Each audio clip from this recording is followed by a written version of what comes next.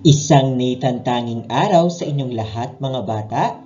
Ako si Teacher Nathan, ang inyong magiging guro sa oras na ito. Tayo ay nasa ikalawang markahan, ika-4 na linggo na.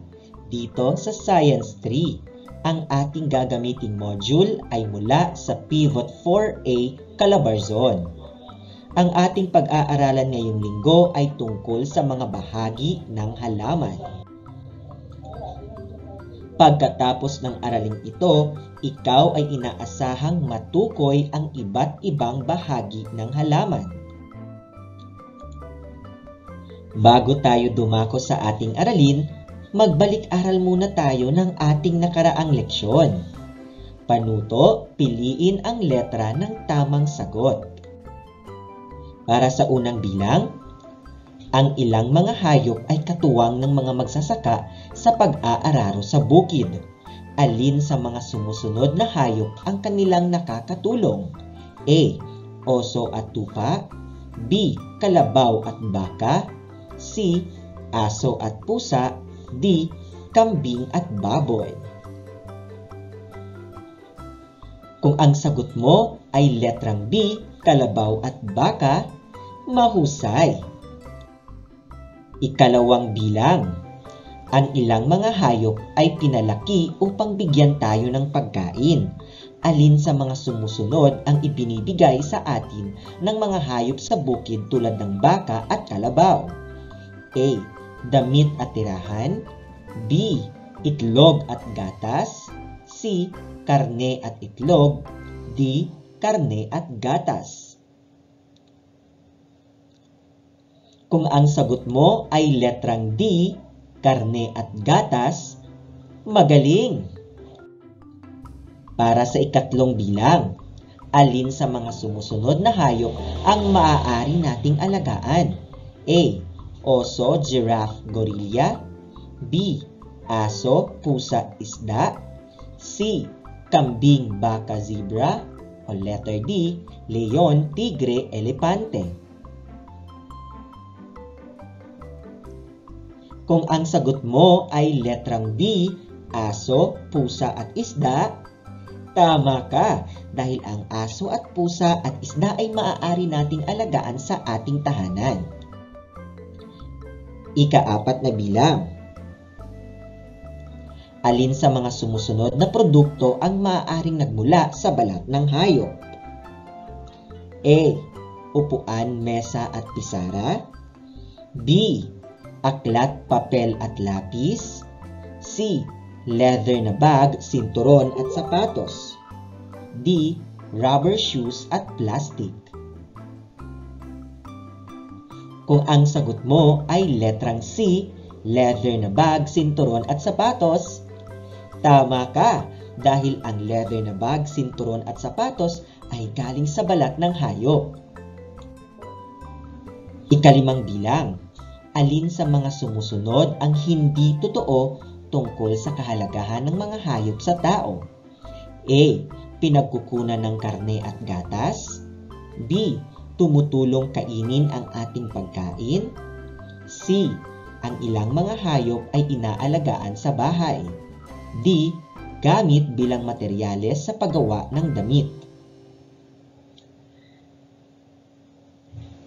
Kung ang sagot mo ay letrang B, tumutulong kainin ang ating pagkain, tama dahil hindi ito totoo tungkol sa kahalagahan ng mga hayop sa tao. Ngayon, tayo ay maglalaro. Maaari mo kayang hulaan ang aking ipapahula o ipapakita na larawan sa inyo? Kilalanin lamang kung anong halaman ang tinutukoy. Handa ka na ba? Para sa unang bilang, ito ang tinaguriang pambansang dahon ng Pilipinas. Ano ito?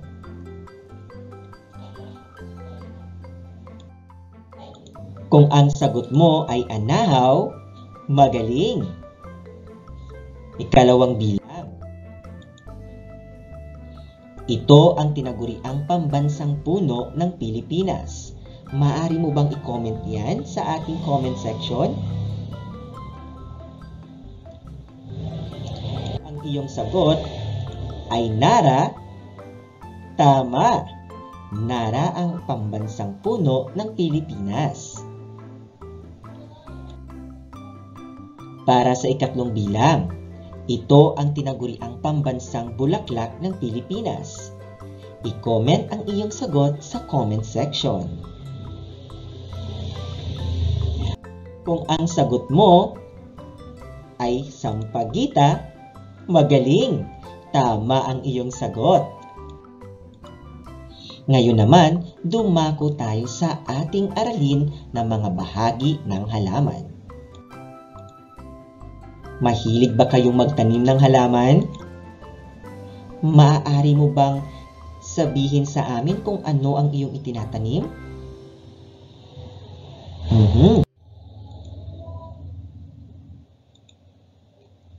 Pagmasdan ang halaman na nasa larawan. Kung magmamasid ka sa komunidad, mapapansin mong maraming halaman ang may ugat, tangkay, dahon, bulaklak at bunga tulad ng mga puno at gulay.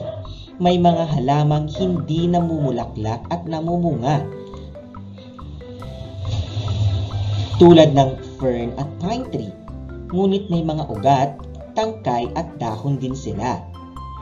Ating isa-isahin kung ano nga ba ang iba't ibang bahagi ng halaman.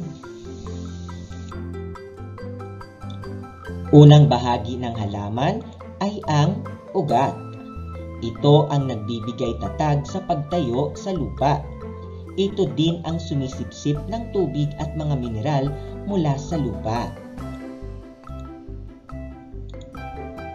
Ito naman ay ang tangkay. Ang tangkay ay tumutulong sa pagpapatayo ng halaman. Nagdadala ito ng tubig at mineral mula sa mga ugat papunta sa mga dahon. Mahalaga ang tangkay sapagkat ito ay sumusuporta sa buong halaman.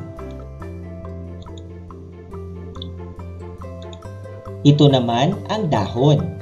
Ang dahon ay tumutubo mula sa sanga o tangkay ng halaman. Ginagamit sa paggawa ng pagkain sa pamamagitan ng photosynthesis.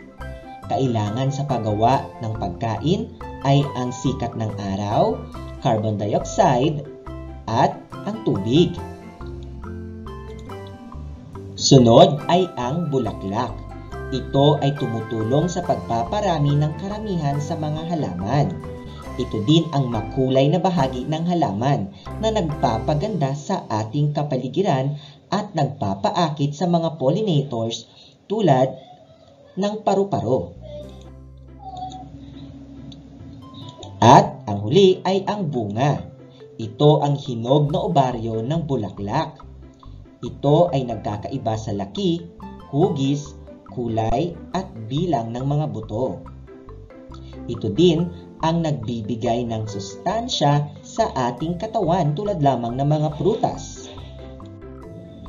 Kaya naman, may papahulaan ako sa inyo. Kilalanin ang larawan at ayusin ang mga letra upang makabuo ng salita. Isulat ang bawat letra ng iyong sagot sa nakalaan na kahon. Para sa unang bilang, anong bahagi kaya ng halaman ang nasa larawan? Maaari mo bang ilagay yan sa kahon? O i-comment ang iyong sagot sa comment section. Kung ang sagot mo ay tangkay, magaling! Tama ang iyong sagot. Para sa ikalawang bilang, anong bahagi kaya ang nasa larawan?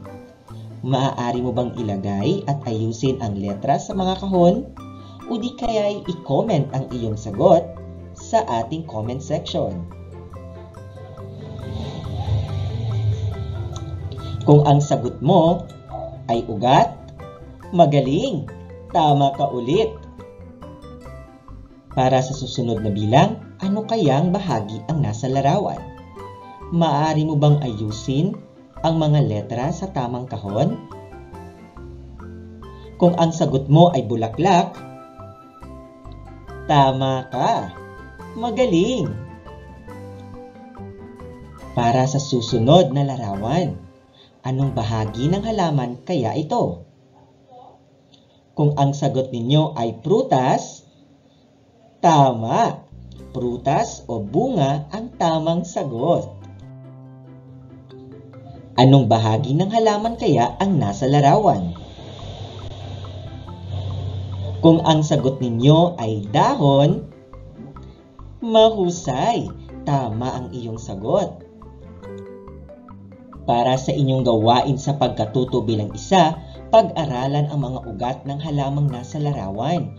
Piliin sa kahon ang uri ng ugat nito. Isulat ang iyong sagot sa iyong kwaderno. Ano nga ba ang sinasabi nating mahihiblang ugat o fibrous root, pangunahing ugat o taproot? Ang halamang tulad ng karot, patatas at singkamas ay may taproot system at may kakayahang mag-ipon ng tubig at starch sa kanyang mga ugat. May pangunahing ugat naman na umusbong mula sa buto gaya ng malalaking puno at namumulaklak na halaman. Ang ilang mga halaman tulad ng palay, mais, tubo at damo ay may mahihiblang ugat o mga fibrous root. Pagmasdan muli ang nasa larawan. Matutukoy mo kaya kung anong uri ng ugat meron sila? Para sa unang bilang, punong kahoy. Ito ba ay mahiblang ugat, pangunahing ugat o taproot? Kung ang sagot mo ay letrang D, pangunahing ugat, tama ka. Para sa ikalawang bilang, damo. Ito ba ay mahihiblang ugat, pangunahing ugat o taproot? Kung ang sagot mo ay letrang A, mahihiblang ugat, tama. Dahil sila ay may maliliit o maninipis na ugat. Ikatlong larawan, karot. Ito ba ay mahihiblang ugat, pangunahing ugat o taproot? Kung ang sagot mo ay letrang C, taproot, mahusay. Dahil ang taproot o halamang may taproot ay may kakayahang mag-ipon ng tubig o starch. Para sa ika-4 na bilang, palay. Ito ba ay mahihiblang ugat, pangunahing ugat o taproot? Kung ang sagot ninyo ay mahihiblang ugat o fibrous root, mahusay, tama ka ulit. Dahil ang palay ay may maninipis na ugat o fibrous root. Dumako tayo sa ating gawain sa pagkatuto bilang 2. Suriin ang larawan sa ibaba. Piliin sa kahon ang bahagi ng halaman kung saan nakaturo ang arrow. Isulat ang inyong sagot sa kwaderno. Para sa unang bilang, anong bahagi ng halaman ang tinuturo ng arrow? Kung ang sagot mo ay bulaklak, magaling! Tama ang iyong sagot. Dumako tayo sa ikalawang bahagi. Ano kaya ang tinuturo ng arrow na iyan? Kung ang sagot mo ay bunga, mahusay! Tama ulit ang iyong sagot. Ikatlong bilang ay dahon. Dahil ang dahon ay kulay berde at may kakayahang gumawa ng pagkain sa tulong ng araw, carbon dioxide at tubig. Ang tawag dito ay ang prosesong photosynthesis. Tingnan naman ang ika-4 na bilang. Anong bahagi kaya ito? Ito ay ang sumusuporta sa buong halaman. Kung ang sagot mo ay tangkay, mahusay! At ika-5 bilang, ito ang sumisipsip ng tubig at mga minerals na dinadala nito sa buong bahagi ng halaman. Kung ang sagot mo ay ugat, magaling! Tama ang iyong sagot. Alam kong nasagutan ninyo ng tama ang ating pagsasanay. Kaya laging tandaan, ang mga halaman ay may iba't ibang bahagi. Ito ay ang ugat, tangkay, dahon, bulaklak at prutas o bunga. Ang halaman ay nagbibigay sa atin ng pagkain. Ang ilang bahagi naman nito ay nagsisilbing materyales sa paggawa ng damit. Para sa iyong karagdagang gawain, iguhit ang paborito mong halaman sa iyong kwaderno. Tukuyin at ilarawan ang mga bahagi nito. At dito nagtatapos ang ating aralin ngayong araw. Maraming salamat mga bata sa iyong pakikinig. Ako si Teacher Nathan. Hanggang sa muli nating pagkikita, paalam!